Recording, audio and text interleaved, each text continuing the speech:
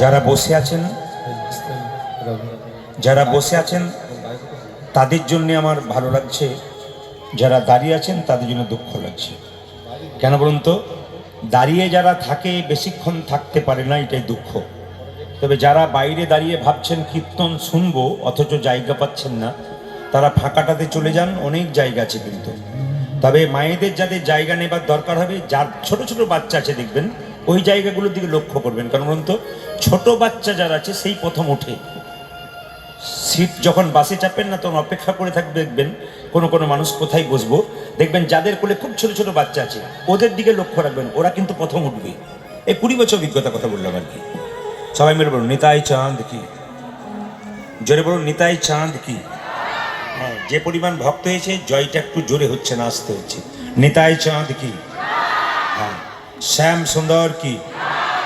জয় বলছেন না ভয় বলছেন বুঝতে পারছি না, জোরে বলবেন। রাধা রানী কি। এই যে মাঝে মাঝে জয় দেওয়া হয়, জয় জয় জয় করছেন, বিরক্ত হবেন না। না, এই জয়টা কেন দেওয়া হয়? এই জীব দিয়ে মাঝে মাঝে আমরা অখাদ্য কুখাদ্য খাই, জীব অপবিত্র হয়। এক, এই জীব দিয়ে কাউকে কখনো আঘাত করা হয় কথা বলার দ্বারা, এই জীব দিয়ে আবার দেখবেন মায়েরা খারাপ খারাপ কথা কাউকে বলা হয়। এই জন্যে যত জয় দেবেন তত কিন্তু আপনাদের জীব আরো কি হবে, শুদ্ধ হবে। তাই জোরে বলুন নিতাই চাঁদ কি, মহাপ্রভু কি, অদ্বৈত প্রভু কি, শ্রীবাস প্রভু কি, গদাধর প্রভু কি, সাধুগুরু বৈষ্ণব কি, প্রেম সে বলো রাধা রানী কি। বেশ বেশ, আচ্ছা। স্বয়ং মহাপ্রভু যিনি কলিযুগের ভগবান, যার কৃপাতে কীর্তন চলাকালীন বারবার নিবেদন রাখবো, সামনে যারা বসবেন তাদের সতর্ক থাকতে হবে। যারা ফার্স্ট বেঞ্চে বসে তাদের পাকা হতে হয় কিন্তু, বারবার বললাম। এই জন্য ফার্স্টে যারা বসবেন প্রথমে তাদের কাছে নিবেদন রইল, বাচ্চা নিয়ে চিৎকার নয়, গন্ডগোল নয়। যদি মনে করেন আপনার বাচ্চা সমস্যা করছে, আপনি বাচ্চাকে নিয়ে যাবেন, কিন্তু পরবর্তী যারা পেছনে বসে আছে তাদের কীর্তন শুনতে বাধা দেবেন না। কারণ আসরের সামনে এত বৈষ্ণবগণ, এখানে আমি অনেক আসরে যাই কিন্তু বৈষ্ণব দেখা যায় না, খুব কম। এখানে যারা বৈষ্ণব আছেন তাদের নিবেদন ছিল, প্রথমে বসলে ওনারা কিন্তু একটু স্ট্রিক থাকে, ওনাদের মুখ দেখে কীর্তনে ভালো ভালো কথা বেরোয়। আর আপনার সামনে বসে বাচ্চা নিয়ে এদিক ওদিক করবেন তো আমার কীর্তনের কথাগুলো কিন্তু এলোমেলো হয়ে যাবে। এই জন্য মাস্টারমশাই যখন বক্তৃতা দেয়, ফার্স্ট বেঞ্চের ছাত্র যদি খুব মন দিয়ে শোনে না, তাহলে দেখবেন বলার ভাবটা কিন্তু খুব ভালো থাকে। যাই হোক, আপনারা সেভাবে বসেছেন। একটা কথা বলে রাখি, কীর্তন চলাকালীন কেউ যদি গল্প করেন, আপনি যেটা নিয়ে যাবার জন্য এনেছেন তার উল্টোটা নিয়ে যাবেন। কি নিতে এসছেন? কীর্তন শুনলে পুণ্য অর্জন হয়।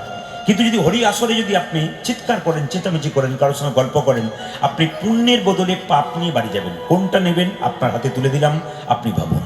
আসুন, গৌরাঙ্গ মহাপ্রভুর কৃপায় সবাই এসেছেন। এই গৌরাঙ্গ মহাপ্রভুর জন্ম হয়েছিল 1407 শতাব্দে ফাল্গুন মাসের 23 তারিখে দোল পূর্ণিমার দিনে। এইদিকে মহাপ্রভুর জন্ম হয়েছিল কোন দিন মায়েরা? এই কয়েকদিনে হোলি খেলা হয়ে গেল না, দোল পূর্ণিমা, সেদিন মহাপ্রভুর জন্ম হয়ে গেল। সেটাকে গৌর পূর্ণিমা বলা হয়, আবার হোলি পূর্ণিমা বলা হয়।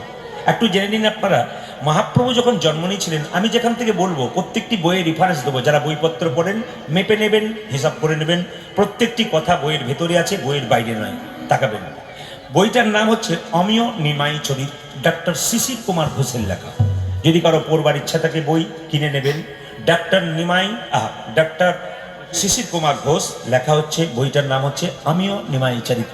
পরিষ্কার করে জানবেন, মহাপ্রভু যখন জন্ম নিল মায়েরা, আমরা মায়ের পেটে 10 মাস 10 দিন থাকি, কিন্তু মহাপ্রভু মায়ের পেটে 13 মাস মানে 13 মাস ছিল। এবার জন্ম নেবার পরে কোনো বাচ্চা যদি হাত পা নাড়াচাড়া না করে, কান্নাকাটি না করে, ডাক্তারবাবু দেখবেন থাপ্পড় মেরে মেরে কান্না করায়। কেন বলুন তো? যে বাচ্চা জন্ম নিয়ে কান্নাকাটি করে না, ও বাচ্চা অসুস্থ হয়। তো সবাই লক্ষ্য করুন, মহাপ্রভু যখন জন্ম নিলেন কান্নাকাটি করলেন না, হাত পা নাড়াচাড়া করলেন না। পাড়ার মেয়েরা বলল, সচি তোর ছেলের বাঁচার সম্ভাবনা কম। মায়ের সামনে যদি কোনো মা বলে তোর ছেলে বাঁচবে না, তাহলে মায়ের কি অবস্থা হয়? সচিমাতা অঝরঝরে কাঁদছে। তাদের বাড়িতে একটা নিম গাছ ছিল। সচিমাতা মনে মনে ভাবলো, যম যদি আমার ছেলেকে নিতে আসে, আতুর ঘরটা নিম গাছের নিচে করি, তেঁতোর ভয়ে যম চলে যাবে। এটা কার বিশ্বাস? সচি মাতার বিশ্বাস। তিনি আঁতুর ঘরটা নিম গাছের নিচে তৈরি করলেন, আর সঙ্গে সঙ্গে বাচ্চাটা হাত পা নাড়াচাড়া করলো, কান্নাকাটি করলো। সচিমাতা বলল, নাম আমি নিজে রাখবো, নাম রাখলাম নিমাই। কাঁচা সোনার মতো গায়ের রং, ভক্তগণ নাম রাখলেন গৌরাঙ্গ প্রভু। আবার বাবা নাম রাখলেন বিশ্বম্ভর। আবার যখন সন্ন্যাস নিলেন তখন তার নাম হলো শ্রীকৃষ্ণ চৈতন্য প্রভু। শ্রী মানে কি সুন্দর, কৃষ্ণ মানে কি আকর্ষণ, চৈতন্য মানে কি চেতনা। যে প্রত্যেকটা জীবের মধ্যে কৃষ্ণ নামের চৈতন্য জাগিয়ে দেন তিনি হচ্ছেন শ্রীকৃষ্ণ চৈতন্য। নিতাই গৌর হরি হরি। শুনবেন মন দিয়ে, এই মহাপ্রভু প্রচার করলেন পৃথিবীতে আছে যত নগরাদি গ্রাম সর্বত্র প্রচার হবে আমার এই হরি নাম। এই জন্য মহাপ্রভু একা এলেন না।